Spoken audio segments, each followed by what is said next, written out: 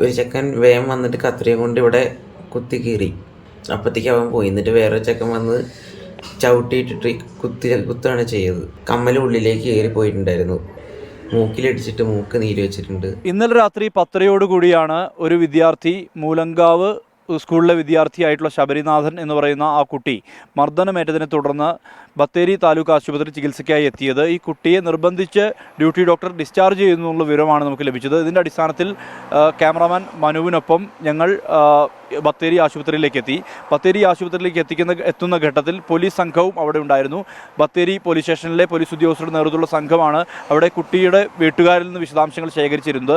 ഈ കുട്ടിയെ ചെന്ന് കണ്ടപ്പോൾ മുതൽ തന്നെ ആ കുട്ടിയുടെ ഒരു ആരോഗ്യാവസ്ഥ എന്ന് പറയുന്നത് മുഖത്തേറ്റ പരിക്കുകളാണ്. അതായത് പുരികത്തിന് മുകളിലായും കവിളിലും ഒപ്പം തന്നെ തലയ്ക്ക് പിറകിലായും ഒപ്പം തന്നെ ചെവിക്കും ഉൾപ്പെടെ പരിക്കേറ്റ നിലയിലാണ് ഈ കുട്ടിയെ കണ്ടത്. ഈ കുട്ടി 7 സ്റ്റിച്ചുകൾ ഈ കുട്ടിയുടെ മുഖത്ത് ഉണ്ടായിരുന്നു എന്നുള്ളതാണ് മെഡിക്കൽ രേഖകളിൽ നിന്ന് തന്നെ വ്യക്തമാവുന്നത്. അതായത് അത്രയും ആഴത്തിലുള്ള കുത്താണ് ഏറ്റത്. എന്താണ് ഈ സംഭവത്തെ എന്നതിനെക്കുറിച്ചുള്ള അന്വേഷണമായിരുന്നു പിന്നീട് നടന്നത്. ഇതുമായി ബന്ധപ്പെട്ട് വീട്ടുകാരിൽ നിന്ന് വിശദാംശങ്ങൾ ശേഖരിച്ചു. സ്കൂളിൽ ഈ കുട്ടി ഇന്നലെ ഉച്ചയോടുകൂടി ഭക്ഷണം കഴിക്കുകയായിരുന്നു.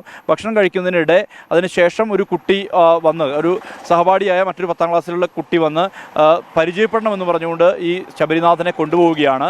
ഇതിനുശേഷം 10F ക്ലാസ് മുറിയോട് ചേർന്നൊരു കോർണറുണ്ട്. അവിടെ വെച്ച് ഏതാനും കുട്ടികൾ അവിടെ നിലയുറപ്പിച്ചിരുന്നു. അവർക്കിടയിലേക്ക് ഈ കുട്ടിയെ കൊണ്ടുപോയി അതിനുശേഷം ക്രൂരമായ രീതിയിൽ മർദ്ദിക്കുകയായിരുന്നു. നിന്നെ ഇവിടെ വെച്ചു ഉറപ്പിക്കില്ല എന്ന് പറഞ്ഞുകൊണ്ട് മർദ്ദിക്കുകയായിരുന്നു എന്നുള്ളതാണ് വീട്ടുകാരും ഒപ്പം തന്നെ ഈ ശബരിനാഥനും വ്യക്തമാക്കുന്ന കാര്യം.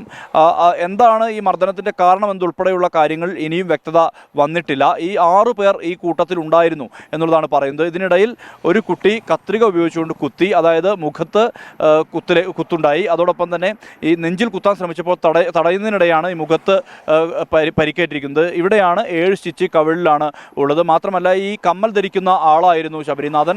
കമ്മൽ ധരിക്കുന്ന ഈ കുട്ടിയുടെ ഈ ഭാഗത്ത് ഇടിച്ചതിനെ ശക്തമായി ഇടിച്ചതിനെ തുടർന്ന് അത് മാംസത്തിലേക്ക് ഈ കമ്മൽ പറ്റിയിരിക്കുകയായിരുന്നു. ഇത് ENT എത്തിച്ചുകൊണ്ടാണ് ENT ഡോക്ടറാണ് അത് എടുത്ത് മാറ്റുന്ന നില ഉണ്ടായിട്ടുള്ളത്. ബത്തേരി ആശുപത്രിയിലാണ്. ഉച്ചയ്ക്ക് ശേഷം ഈ കുട്ടിയെ ആശുപത്രിയിൽ എത്തിച്ചു. ഇതിനുശേഷം കൃത്യമായ രീതിയിലുള്ള ട്രീറ്റ്മെൻറ്റ് ഒരു വനിതാ ഡോക്ടർ നൽകി എന്നുള്ളതാണ് വീട്ടുകാർ പറയുന്നത്. പക്ഷേ രാത്രിയിലെത്തിയ ഡ്യൂട്ടി ഡോക്ടർ പെട്ടെന്ന് ഡിസ്ചാർജ് ചെയ്യാൻ സമ്മർദ്ദം ചെലുത്തി എന്നുൾപ്പെടെയുള്ള ഒരു ആരോപണമാണ് കുടുംബം ഉന്നയിക്കുന്നത്. ഇതേ തുടർന്ന് ഈ കുട്ടിയെ ആശുപത്രിയിൽ നിന്ന് മറ്റൊരു സ്വകാര്യ ആശുപത്രിയിലേക്ക്, കൽപ്പറ്റയിലേക്ക് മാറ്റുകയാണ് ഉണ്ടായത്.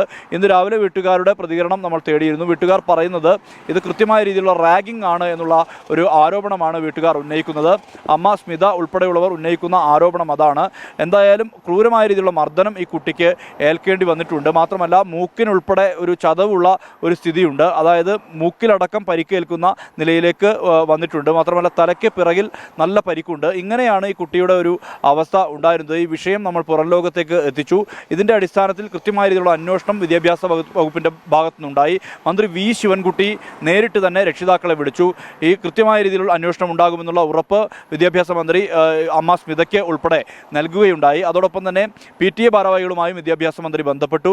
വിദ്യാഭ്യാസ മന്ത്രി ഇതുമായി ബന്ധപ്പെട്ട സമഗ്രമായ റിപ്പോർട്ട് തേടിയിട്ടുണ്ട് എന്നുള്ളതാണ് വ്യക്തമാവുന്ന കാര്യം. ഇതിനുശേഷം PTA യോഗം ചേർന്നു. PTA യോഗം ചേർന്നതിൻ്റെ അടിസ്ഥാനത്തിൽ കൃത്യമായ രീതിയിലുള്ള അന്വേഷണത്തിന് ഒരു സമിതിയെ നിയോഗിച്ചിട്ടുണ്ട്.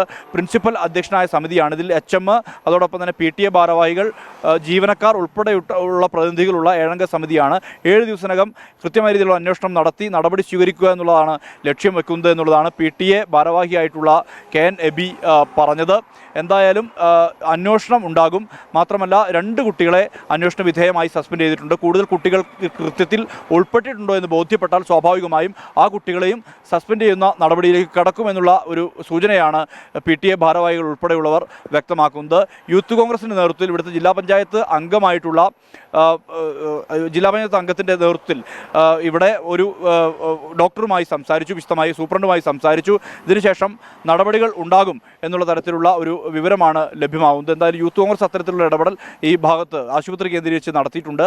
എന്തായാലും ഈ വിഷയവുമായി ബന്ധപ്പെട്ട് കൃത്യമായ രീതിയിൽ സമഗ്രമായ രീതിയിലുള്ള അന്വേഷണം ഉണ്ടാകുമെന്ന് തന്നെയാണ് പ്രതീക്ഷിക്കുന്നത്. ഈ പോലീസിൻ്റെ ഭാഗത്തു നിന്നും നടപടികൾ തുടങ്ങിയിട്ടുണ്ട്. പോലീസ് ആശുപത്രിയിൽ എത്തി വിശദമായ മൊഴികൾ രേഖപ്പെടുത്തി ഈ കുട്ടി എന്താണ് സംഭവിച്ചത് എന്നെ സംബന്ധിച്ചുള്ള മൊഴികൾ പോലീസ് രേഖപ്പെടുത്തി. ബത്തേരിയിൽ നിന്നുള്ള പോലീസ് ഈ കൽപ്പറ്റയിലെ കുട്ടി ചികിത്സയിൽ കഴിയുന്ന സ്വകാര്യ ആശുപത്രിയിൽ എത്തിയാണ് വിശദമായ മൊഴി രേഖപ്പെടുത്തിയത്. എന്തായാലും നടപടി ഉണ്ടാകുമെന്ന് പ്രതീക്ഷിക്കാം.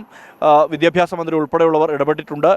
വിദ്യാഭ്യാസ ഡെപ്യൂട്ടി ഡയറക്ടർ ഇതുമായി ബന്ധപ്പെട്ട റിപ്പോർട്ട് പ്രധാന അധ്യാപികയോട് തേടിയിട്ടുണ്ട്. സ്വാഭാവികമായും ശക്തമായ രീതിയിലുള്ള നടപടി ഈ വിഷയത്തിൽ ഉണ്ടാകും എന്നുള്ളത് തന്നെയാണ് വ്യക്തമാവുന്നത്.